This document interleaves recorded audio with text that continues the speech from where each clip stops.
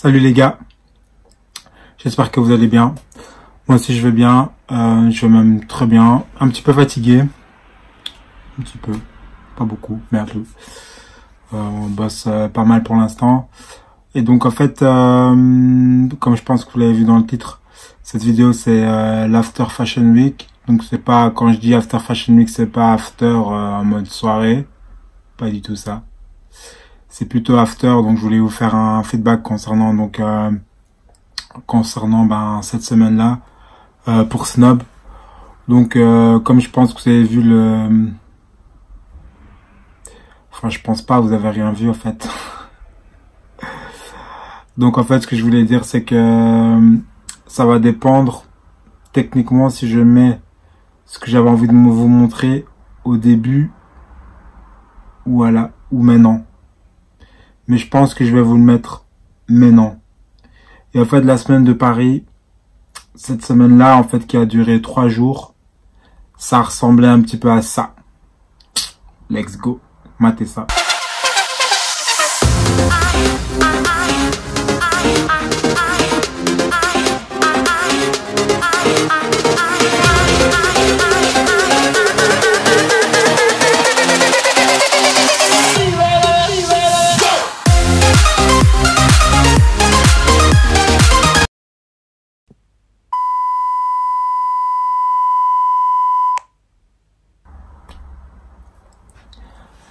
Et donc voilà, ça ressemblait à ça. C'était une semaine où Mélissa et moi, on a bouffé dans des restos, on a mangé, on a traîné, chillé. Bon, on connaît Paris, on a un petit peu visité, vite fait.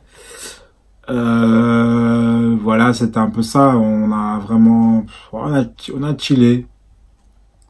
Parce qu'en fait, c'était donc la période Fashion Week pour ceux qui comprend pas, enfin qui savent pas ce que c'est exactement. Donc bien sûr vous avez les grosses boutiques, enfin les grosses, j'allais dire grosses chaînes, mais c'est pas du tout ça. Vous avez bien sûr toutes les marques de créateurs comme Chanel, comme Dior, comme Off-White, comme toutes ces marques là qui défilent. Mais c'est aussi pour ces marques là, c'est aussi la période des ventes. Et en fait ça marche un petit peu par échelle.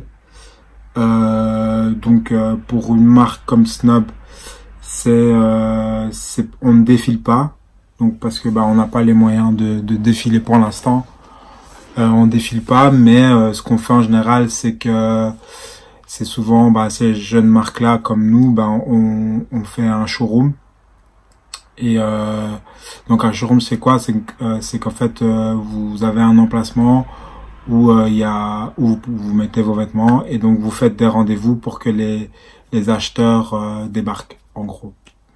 Et donc pour un peu expliquer, c'est que donc nous, si vous avez suivi la vidéo Fashion Week à Paris avec Snob, je sais pas encore quel titre ça va être parce que je l'ai pas encore posté. Mais si vous suivez cette vidéo, de toute manière je mettrai le lien ici.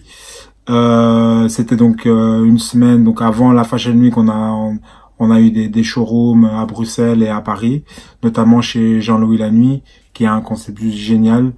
En fait, Jean-Louis Lanois, c'est un concept où, donc en fait, c'est ouvert de 6h du soir à 2h du matin. Et en fait, ils mettent en avant les jeunes créateurs. Donc c'est un mélange de night et en même temps, il y a une boutique à l'intérieur. J'ai filmé et tout, donc je vous montrerai là, ici. Et donc, c'est vraiment un concept cool. Donc on était là. Donc ça, en fait, ça c'est positif parce qu'on était là comme c'était prévu. Donc comme je dis dans la vidéo Fashion Week, on était donc bien chez Jean-Louis. On est resté pendant 3 jours. D'ailleurs, je tiens à remercier Lucie, tout ce qu'elle nous a super bien accueilli, super cool. Elle nous a donné très bon feedback. Donc Lucie, c'est la responsable qui gère Jean-Louis Lanois.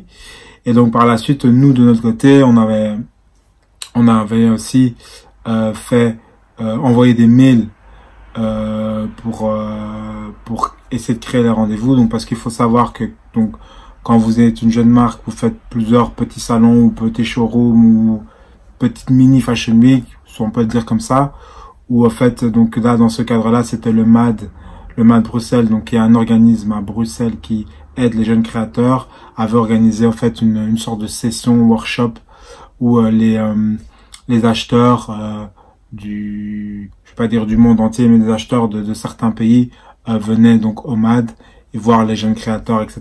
Donc d'ailleurs ce rassemblement-là a été créé par Muriel. Donc Muriel aussi pareil, j'ai fait une vidéo où je parle de Muriel. Je sais pas s'il sera déjà posté, mais en tout cas ce sera donc Muriel Piazer. J'ai fait une vidéo d'elle où elle explique un petit peu en quoi elle nous aide et tout. Donc le jour qu'elle sera là, le jour que la vidéo sera là, vous mettrez la vidéo. Je suis un peu fatigué aujourd'hui, je suis vraiment fatigué. Donc si je bug, si je fais des petits bugages là, faites pas attention parce que je suis vraiment mort.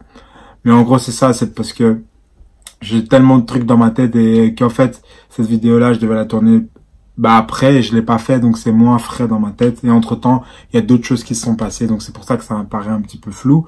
Mais en gros, c'est ça, c'est que donc Muriel, avec le MAD, a organisé cet événement-là. Donc les acheteurs sont venus et tout. Donc en fait, on avait eu un bon feedback. On a toujours en général un bon feedback. Mais maintenant, il faut savoir que les acheteurs aujourd'hui ne prennent plus aucun risque pour les jeunes créateurs. En fait, aujourd'hui, les acheteurs, ils veulent des choses qui se vendent directement. Ça paraît logique ce que je dis, mais c'est vrai que c'est très frustrant pour un jeune créateur parce qu'en fait, je vais vous donner un exemple. Si il y a une influenceuse qui lance une marque, un acheteur sera plus apte à aller vers cet influenceur qu'un jeune créateur. Donc c'est pour cette raison-là d'ailleurs que je fais aussi des vidéos. Ça permet de me faire connaître moi et de faire connaître la marque. Donc il y a aussi tout ce fonctionnement qui est là en tête. Mais c'est vrai que c'est un peu parfois frustrant quand il y a des créateurs qui ont... Bon là je parle pas pour moi directement, mais quand tu as des créateurs qui ont vraiment beaucoup de talent et qui savent pas comment se vendre, c'est vrai que pour eux c'est beaucoup plus compliqué de se battre avec... Parce qu'en fait maintenant il faut savoir qu'on se bat aussi avec les influenceurs. En gros c'est comme les mannequins. Les mannequins qui sont en agence aujourd'hui se battent avec une fille qui a de l'influence sur les réseaux sociaux. Donc aujourd'hui il faut trouver plein de moyens pour se faire connaître. Aujourd'hui, être juste un simple créateur et faire des fringues, c'est pas suffisant. Il faut être un créateur, il faut être un influenceur, un peu comme Virgil Abloh Off-White. Il faut être quelqu'un qui est beaucoup plus qu'un créateur. Je sais pas si ça paraît clair ce que je dis, mais en gros c'est ça. Donc en fait, nous on avait relancé, donc tous les gens qui fait la marque et tout, on avait relancé par mail et on a fait ce qu'il fallait et tout. Et donc ce qui s'est passé que personne n'est venu. Aucune personne n'est venue. Donc c'est vrai que c'est assez frustrant parce que j'ai reçu quand même des mails positifs et tout ça, mais il y a personne qui est venu. Donc en fait, il faut savoir que ça fait partie du jeu. On en est conscient parce qu'en fait, je dis un jeu parce que c'est comme ça que fonctionne l'industrie. Donc vous allez relancer les gens par mail, vous allez faire plein de choses, mais parfois ça va prendre un peu plus de temps. Et donc personne n'est venu, donc je vais pas commencer à faire le gars, oui, il y a telle personne. Non, personne n'est venu, c'était zéro, néant, le vide, considéré vraiment vide. C'est pour ça que pendant 3 jours, on a fait que bouffer, voilà. Et donc voilà, donc c'est clair que c'est pas évident, mais bon, il faut garder le cap, rester positif, continuer à travailler. Et en gros, pourquoi elles sont pas venues, c'est parce que moi, comme je dis toujours, aujourd'hui, en 2019, dans cette mouvance aujourd'hui, et même en 2020, mais dans cette mouvance qui est actuellement, l'acheteur est toujours plus important que toi. Ça veut dire si, je sais pas, l'acheteur a prévu de venir chez toi te voir à 11h, peut-être à 11h30, il y a quelque chose de plus important qui lui dit, non, on va pas avoir cette marque-là, on va avoir l'autre marque. Parce que il y a telle personne qui est là, il y a telle personne qui est présente, une star ou un influenceur connu ou quelque chose. Donc en fait aujourd'hui c'est ça, c'est quand quelqu'un vous dit oui dans le secteur de la mode, c'est pas que c'est un oui qui n'a pas de valeur, mais il faut toujours entre guillemets marcher sur des œufs et faire entre guillemets faire attention parce que justement c'est pas acquis. Et donc quand vous savez ça va, mais c'est vrai que c'est un peu frustrant parce que justement les envois de mails, les envois de mails, les gens qui confirment en disant oui on va venir et puis à la fin ils ne viennent pas, c'est vrai que c'est un peu frustrant, mais comme je dis, il faut continuer à travailler, à garder le cap et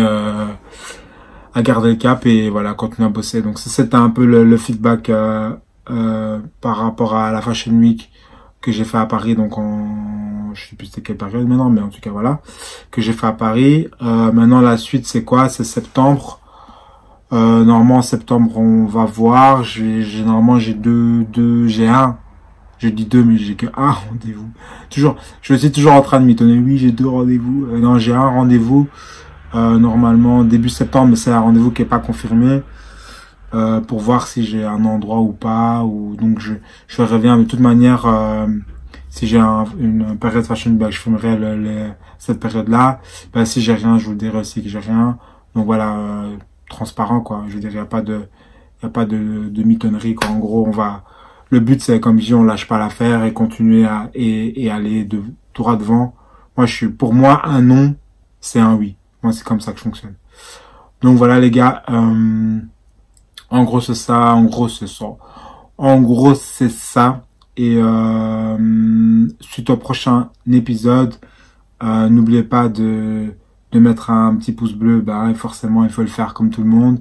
Et de me follow sur Insta, follow la page Snob sur YouTube. Donc les gars, soutenez un max. Et à bientôt. Tchuss.